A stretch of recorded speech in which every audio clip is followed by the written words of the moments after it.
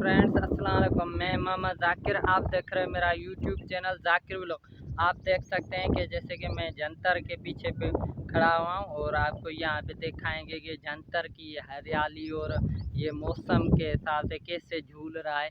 ये चारा मीन्स जो एक अट्रैक्शन वाला व्यू आ रहा है वो सारा आपको दिखाते हैं, चलो मेरे साथ।